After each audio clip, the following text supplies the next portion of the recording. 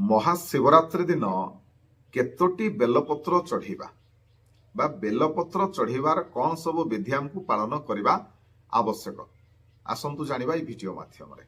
नमस्कार, मु मनोज दास, स्वागत आपण मानकु आजिकार ई वीडियो रे।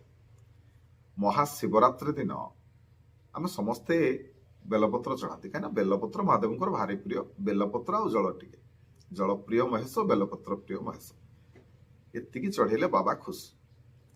तो जो बेलपत्र आम चढ़ेबा केतोटी बेलपत्र चढ़ेबा बहुत लोग ए विषय जानी नथांती जे महादेव पाखरे जो बेलपत्र चढ़ाती केतोटी चढ़ाती आ केमिति विधिर सहित आम चढ़ाती। बेलपत्र चढ़ेबार मते गोटे विधि रही है। आज्ञा कौन रही से विधि आसतु जानिबा। देखंतु प्रथमे जानतु बेलपत्र जेतबेले चढ़ेबे बेलपत्र तोलिबा को पड़िबो ना। आगे चढ़ेबा पूर्व बेलपत्र तोलिबा पूर्व जानी था आप गाधे की बेलपत्र तोलिबा, अगाधुआ तोलिबे। बेलपत्र तोलिबा समय गछरु तले तोलुचंते डेंफ सहित तोलिले, तोली आनिले सुंदर सुंदर सब बेलपत्र तोलिबे। चिरा फटा सब कणा थिबो बेलपत्र रे, सेमति बेलपत्र तोलिबेनी। जतिकी बेलपत्र तोलिले बेलपत्र को सुंदर भाव में तोलिकी रखिबे। प्रत्येकटी बेलपत्र डेंफ छिड़ीकी रखिबे। बहुत लोग कौन करते हैं डेंफ सहित मंदिर नहीं आसते। डेंफ सहित जदि बेलपत्र को आपण महादेव को अर्पण करेंगे ताहले महादेव को पीड़ा हुए, बथा हुए, से डेंफटी को अलग कर दिया जाए। तेणु डेंफ को छड़ेबे और डेंफ छड़ेबा समय आपणकर नख जमी न लगे से प्रति ध्यान देवे। नखरे छिड़ेबे ना कैंची काटिदेवे जल्दी हो। आपणकर टीप साहाय्य छड़ेबे, बहुत आराम से छाड़ी किसी असुविधा एमती छड़ेबे। तापर बेलपत्र को धोई देकी रेडी करेंगे। तो केतोटी बेलपत्र चढ़ेबे आप गोटे बेलपत्र चढ़ी पारे किंतु दुईटी चढ़ी पारे। 1 3 5 7 9 11 13 15 17 19 21 एमती संख्यार बेलपत्र चढ़ी पारे। खास करके आम बेसी भल पाती ना 5टी 7टी 9टी ना 21टी बेलपत्र प्रायतः चढ़ाती लोक मैंने। ताठू जब अधिका चढ़े तो 108, ताठू अधिका भी चढ़ी पारे, 1001 भी चढ़ी पारे, 1 लक्ष भी चढ़ी पारे। जिते अधिका संख्यार बेलपत्र आप अर्पण करेंगे आप। तो मुझे तो कहि जे आप शिवरात्रि जिते अधिका बेलपत्र अर्पण करेंगे। आ गोटे बढ़िया कथा कौन करेंगे ना बेलपत्र माल तैयारी जेतु जिते अधिका बेलपत्र हम से हिसाब से आप मालर संख्या बढ़ी दिखाँ।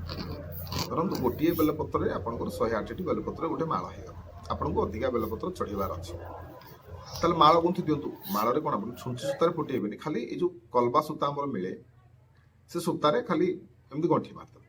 प्रत्येक बेलपत्र गंठी मारिकी पूरा गोटे माल करदेवे। माल करके आप आणिकी महादेव को चढ़े जो मनोकामना नहीं कि चढ़ेबे निश्चिंत भाव में आपंकर पूर्ण हम। तब ये थिला बेलपत्र केमिति तोलिबे, बेलपत्र केतोटी आपण माने चढ़े वर्तमान याको आमे जानिबाले। वर्तमान आसंतु जानिबा बेलपत्र आमे जतबेले महादेव को ऊपर चढ़ेबा सेतबेले आमे कोन करबा। कहीं ना जो बेलपत्र आमे नेले पूजकों को देले, पूजक तो चढ़ेबे ना। आमे कोन करबा, आमे से समय ओम नमः शिवाय किंबा नमः शिवाय। नमः शिवाय होची षडाक्षर पंचाक्षर मंत्र, ओम नमः शिवाय होची षडाक्षर मंत्र। हमें ताकू जप करबा। नना बेलपत्र चढ़ाउथिबे आपण मंत्र पाठ कर मन भीतर भी हो। और जदि आपण माने टिके जल्दी जाइछंती माने भीड़ ही नथिबो से समय जाइछंती दर्शन करबा ताले गोटी गोटी बेलपत्र अर्पण करबा। जदि माळ करछन तो एकाथरे गळे देले, जदि माळ करि नाहंती बेलपत्र नै कि जाइछंती ताले गोटी गोटी आपण गोटी लेखा बेलपत्र नना को बढ़ी दियंतु। से गोटे गोटे चढ़ी दियंतु, बहुत सुंदर आपन को मध्य मानसिक शांति मिले आ बाबा मध्य खुशी हेबे। सेपरि बेलपत्र चढ़ेले हमको कौन मिले? बेलपत्र चढ़ेले बाबा को शांति मिले, ठंडा मिले बाबा को। कहीं जितेबाला समुद्र मंथन पर जो हलाहल विष बाबा पान करते ये शिवरात्रि दिन था, जो महाशिवरात्रि दिन था जो दिन से ज्वालू शांत करने जलाभिषेक करागला, बेलपत्र अर्पण करागला, ठंडा मिले। तेणु बाबा को ठंडा मिले और आमको कौन मिले ना लक्ष्मी प्राप्ति हुए।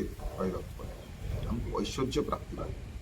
ଖାଲି ବେଲପତ୍ର ଟିକେ ଜଳ ଟିକେ ଢାଳିଦେବେ ମହାଦେବ ଖୁସି ହେବେ। ଆଉ ଯଦି ମହାଦେବ ଆପଣ ତ ଜାଣନ୍ତି ମହାଦେବ ମାନେ ସବୁ କିଛି ଦେଇପାରନ୍ତି, ମାନେ ଏମିତି କି ମାନେ ପିନ୍ଧିଥିବା ବସ୍ତ୍ର ମଧ୍ୟ ସେ ଦାନ କରିଦେଇଛନ୍ତି, ଲଙ୍ଗଳା ହେଇକି ପଳେଇଥିଲେ, ଆପଣମାନେ ଜାଣିବେ। ତେଣୁ ମହାଦେବଙ୍କୁ ସନ୍ତୁଷ୍ଟ କରିପାରିବେ ତାହେଲେ ଜୀବନରେ ଆଉ କିଛି ବାକି ରହିବନି, ପାଇବାଟା ଆଉ କିଛି ବାକି ରହିବନି। ଯୋଉଟା ଆପଣଙ୍କର ପାଇବାର ଥିବ ବି ପାଇବେ, ଯୋଉଟା ନ ପାଇବାର ଥିବ ବି ଆଜ୍ଞା ପାଇছে।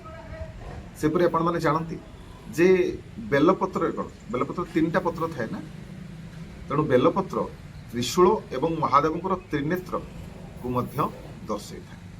ଏବଂ କିଛିଟା ମାନ୍ୟତା ଅନୁସାରେ କୁହାଯାଏ 3ଟି ପତ୍ର ଯେହେତୁ, ତେଣୁ ବ୍ରହ୍ମା ବିଷ୍ଣୁ ମହେଶ 3 ଦେବଙ୍କର ସେଠି ସମାହାର, ତେଣୁ ବେଲପତ୍ରକୁ ଚଢେଇବା କଥା।